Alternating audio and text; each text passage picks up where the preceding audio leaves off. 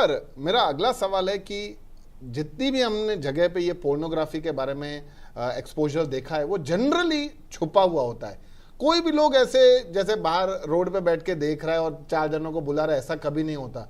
सब इसको छुपा के रखते हैं। तो उसके पीछे का कारण क्या है? क्या ये इल्लीगल है? अब उसमें भी एक फर्क आ रहा है। जो छुप छुप के देख रहे थे अब धीरे धीरे थोड़ा थोड़ा ओपन में देखने लगे हैं, कभी कभी झुंड में बैठकर देखते हैं।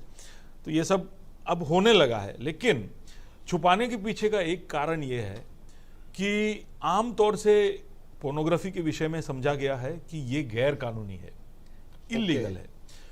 तो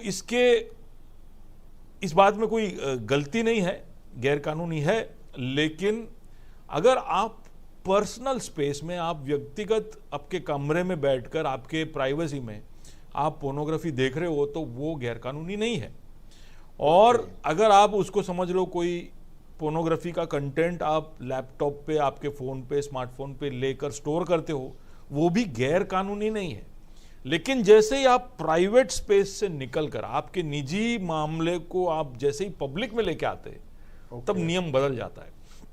तो भारत का कानून ये कहता है कि इस तरह के कोई भी पोर्नोग्राफिक मटेरियल का डिस्ट्रीब्यूशन, उसका वितरण या उसका सेल, उसको अगर आप बेचते या उसको आप कहीं पे डिस्प्ले करते पब्लिक में, उसका शोकेसिंग करते या आप उसको पब्लिश करते, कोई प्लेटफॉर्म पे जाके आप उसको पब्लिश करते या किसी को भेजते, आप उसको किसी को पर्सनल मैसेज में फोन पे भेजते या किसी को आप ईमेल में भेजते, तो इसको किसी भी तरह से आपके उस व्यक्तिगत दायरे से बाहर भेजना वो गैर कानूनी है। और हो सकता है कि सामने वाला व्यक्ति अब उसमें कभी तकलीफ ना बता रहा हो, लेकिन वो अगर कभी भी चाहे, आपने अगर कोई ऐसा मटेरियल, वो कहानी भी हो सकता है, जरूरी नहीं है कि पिक्चर है या वीडियो है, खाली सिंबल भी होगा जिसमें लैंगिक एक कम्युनिकेशन या सेक्सुअल कम्युनिकेशन किया जा रहा है, तो उसको सबूत के रूप में लेकर आपके खिलाफ उसका इस्तेमाल किया जा सकता है और वो गैर कानूनी है। आपके डिवाइस से आपने और किसी को भेज दिया या और कहीं भी पब्लिश कर दिया पब्लिक डोमेन में या कहीं प्राइवेट किसी के फोन पे, वो गैर कानूनी हो गया। और खास तौर से अगर बच्चे शामिल हो, 18 साल से कम आयु के बच्चे, आपके फोन पर उसका मटेरियल भी अगर मिल जाए तो भी उसकी सजा बहुत बड़ी है। तो उस तरह से ये गैर कानूनी है अभी। लेकिन कुछ सालों में, अभी 14 में जब आया नरेंद्र मोदी सर का, तो उसमें उन्होंने काफी सारे वेबसाइट्स पे बैन लगा दिए।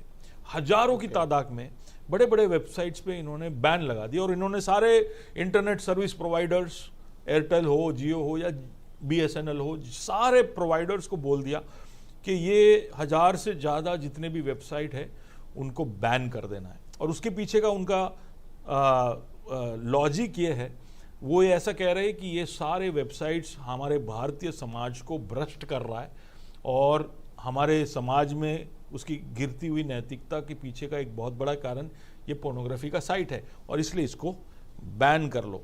पर मैं समझता हूं कि इस तरह से बैन करने से इसका हल निकलेगा नहीं, क्योंकि ये कंटेंट प्रोवाइड करने वाले जो वेबसाइट है जी, वो भी शाणे है तो वो मिरर वेबसाइट बनाते हैं, राइट, दूसरे जगह पे वही कंटेंट पब्लिश करते हैं। तो ये लोग बैन कितना करेंगे, ये कितने वेबसाइट बैन करेंगे, वो सामने दूसरे 10 वेबसाइट खड़े कर देते।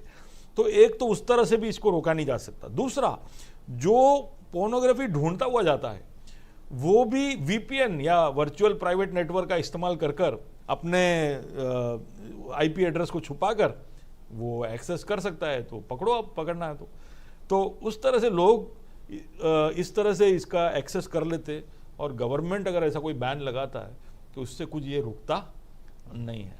तो ये गैर कानूनी है लेकिन पब्लिक डोमेन में आने पर, और इसलिए पब्लिक स्पेस में इसको इस्तेमाल करना बहुत ज़्यादा खतरनाक है।